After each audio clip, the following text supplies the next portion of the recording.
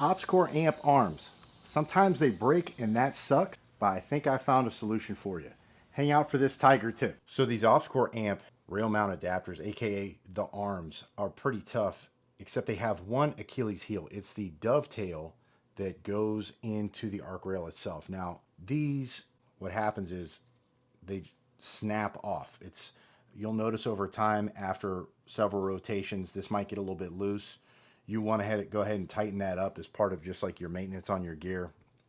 But what happens once in a while, and I've had this happen probably about 2 times, these will just snap off. The problem is OpsCore does not sell this specific dovetail adapter itself. And it's just this. It comes in right here, and usually, as you can see right here, it just, it snaps off, as it is done in this case. There's a company called Bifrost gear right here. They sell a separate kit of just the dovetail adapter. They charge about $20. Here it is right here. Now, between the standard OpsCore one and the Bifrost gear, besides the color difference, I can't tell too much of a difference whether this came from People's Factory number 5, 3rd floor, and this came from People's Factory number 5 on the 5th floor.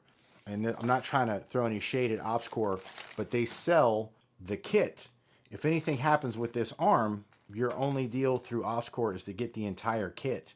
And that is both arms.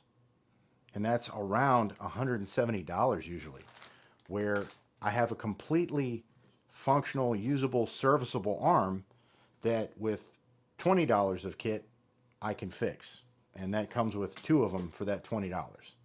You can save one for later in case it happens again. I think that's a pretty good deal. Going back to what I was saying before, just be careful how you open these bad boys up. Usually just grab them like this, pull them out like that. Something about doing it that way, being a little bit more deliberate than coming out from the end.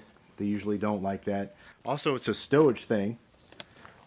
Also, when you have them out, you're doing the big moose antlers like this, just be a little bit cognizant of that you're doing that and what kind of space that you're in, because they're just going to want to snap off.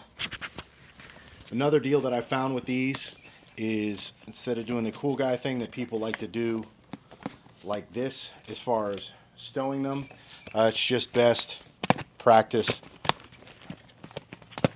to stow them inside the helmet like that. Again, I'm not trying to knock OpsCore. I think when they designed the Fast helmet and its accessories, I think they were doing that for people that had some pretty deep pockets. If you're an individual purchaser, obviously this whole setup is going to be quite expensive. And then if you're from an organization that's not one of those more well-known places, maybe a local organization, you might not have very deep pockets past the initial purchase, which is going to be a pretty big investment. So anything that you can do to maximize your value of how good this system is, I'd say go for it.